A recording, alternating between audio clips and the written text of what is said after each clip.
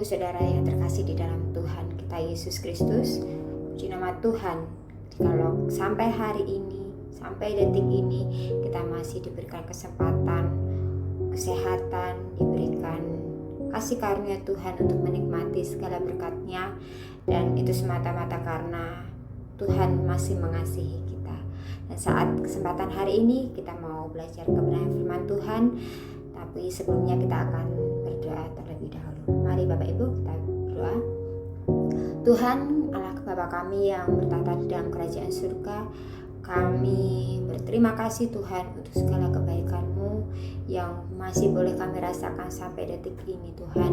Kami percaya kami ada sebagaimana kami ada, itu semua bukan karena kuat dan gagah kami Tuhan, tapi itu semata-mata karena kasih karunia Tuhan yang masih Tuhan limpahkan di dalam kehidupan kami. Nah, saat hari ini Tuhan kami akan bersama-sama belajar kebenaran firman-Mu.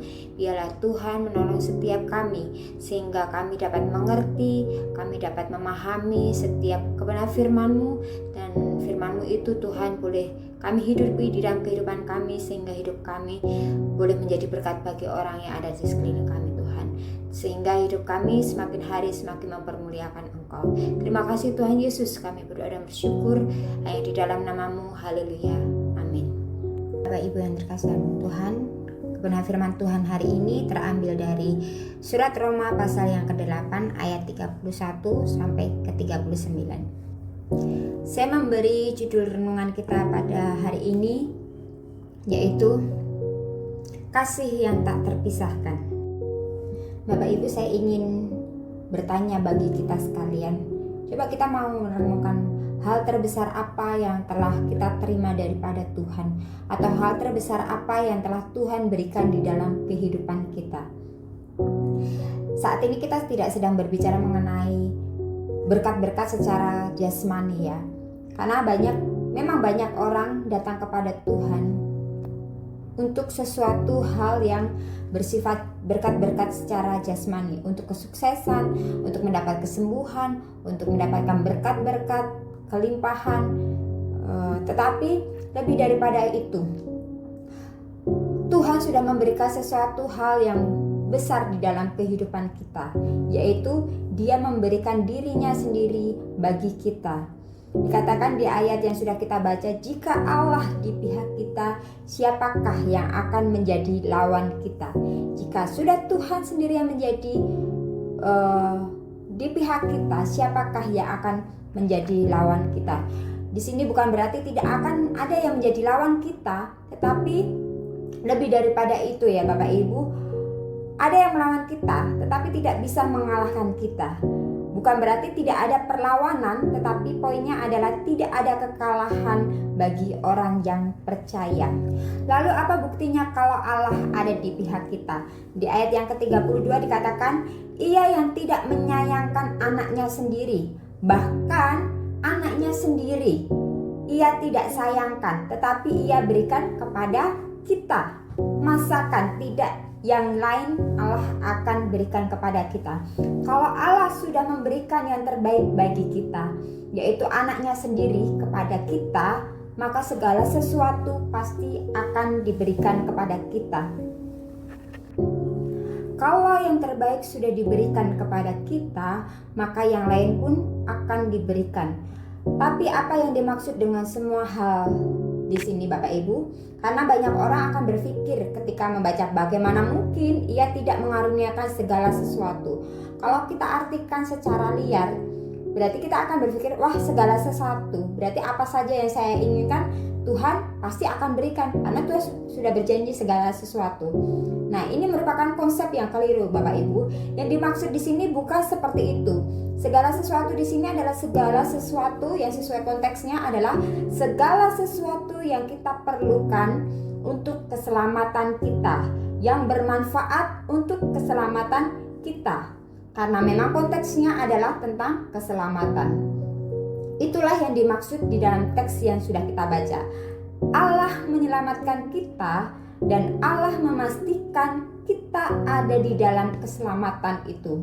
Mungkin kita bisa jatuh, tetapi kita tidak lagi hidup di dalam dosa. Kenapa? Karena kita ada di tempat yang aman. Tetapi dalam perjalanannya selama kita masih ada di dunia ini, kita butuh banyak hal. Kita butuh penghiburan, kita butuh dorongan, kita membutuhkan kekuatan ketika kita mengalami kekecewaan, ketika kita mengalami kegagalan. Kita butuh kekuatan ketika kita merasa lemah. Semuanya itu kita butuhkan supaya keselamatan kita menjadi pasti di dalam Tuhan. Dan itulah yang dijanjikan di ayat ini, Bapak Ibu. Kalau anaknya sendiri Allah sudah berikan kepada kita, maka segala sesuatu yang bermanfaat bagi keselamatan kita pasti akan diberikan juga bagi kita.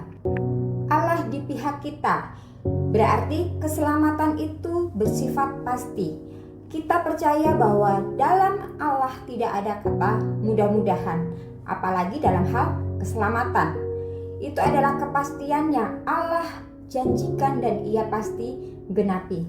Lalu pertanyaannya bagi kita, bagaimana Allah menjamin keselamatan kita?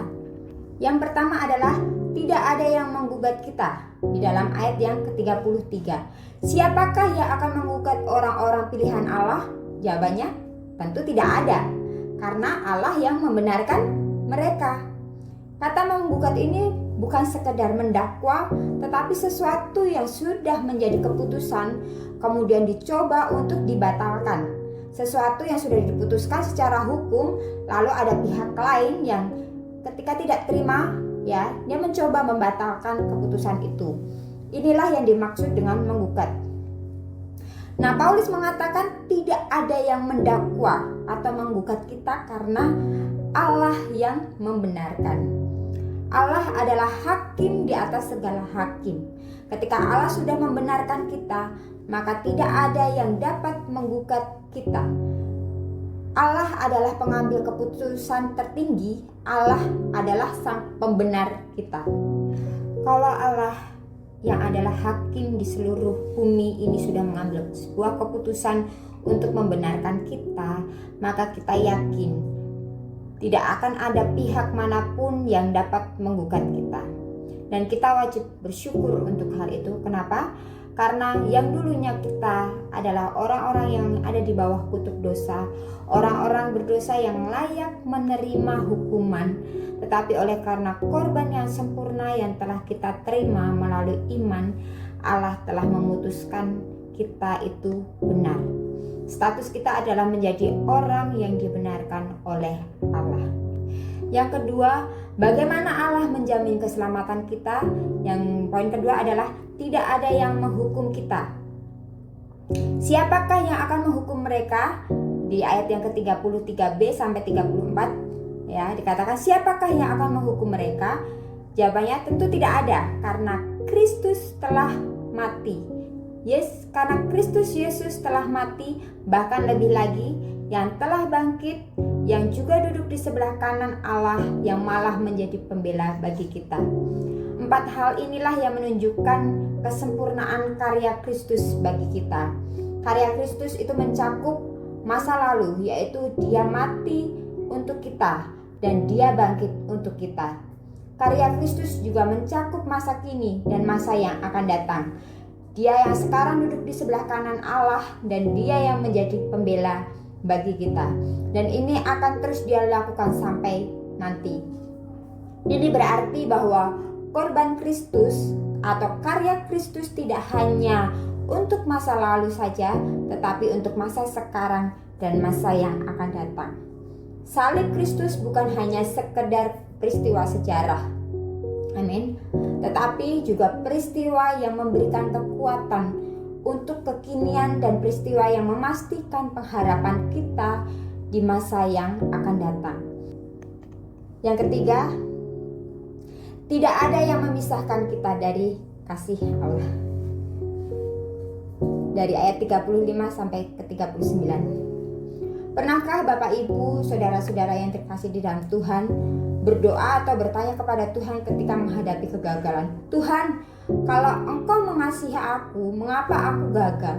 Kalau Engkau mengasihi aku, kenapa rencanaku yang sudah aku susun mata-mata ini berantakan? Kenapa aku tetap kekurangan? Kenapa aku masih menderita dan lain sebagainya? Ternyata jika kita melakukan hal ini, berarti kita sedang memiliki konsep yang keliru dalam memahami kasih Allah. Ketika kita berpikir bahwa kalau Allah mengasihi hidup, kita pasti akan nyaman. Hidup kita akan jauh dari yang namanya masalah. Berarti kita sedang salah di dalam memahami kasih Allah. Yang dimaksud Paulus, kita lebih daripada pemenang, bukan berarti kita tidak mengalami penderitaan. Bapak Ibu Saudara yang kasih dalam Tuhan, Paulus di sini berbicara mengenai pedang, hidup dan mati. Baik hidup dan mati, tidak ada yang memisahkan kita dari kasih Allah. Ketika kita memikirkan kasih Allah itu identik dengan pemberian kenyamanan duniawi, maka akan sulit bagi kita untuk menerima atau mengalami konsep kasih Allah yang sesungguhnya. Kita akan selalu merasa Allah itu tidak mengasihi kita karena kita masih ada di dalam zona yang tidak aman. Padahal maksudnya Tuhan itu jangan khawatir, karena dalam sakit pun, dalam penderitaan pun Tuhan tetap mengasihi kita. Bahkan kematian pun tidak dapat menggagalkan kasih Tuhan kepada kita. Sebenarnya itulah yang dimaksud Tuhan. Kita bukan saja tidak bisa dikalahkan, tetapi lebih daripada itu, kita ini adalah lebih daripada pemenang. Jadi kesimpulannya, Allah begitu mengasihi anak-anaknya, bahkan Ia rela memberikan anaknya yang tunggal untuk kita melakukan karya yang begitu sempurna di dalam kehidupan kita, sehingga kita tidak ada yang bisa memisahkan kasih Allah dalam kehidupan orang percaya. Amin.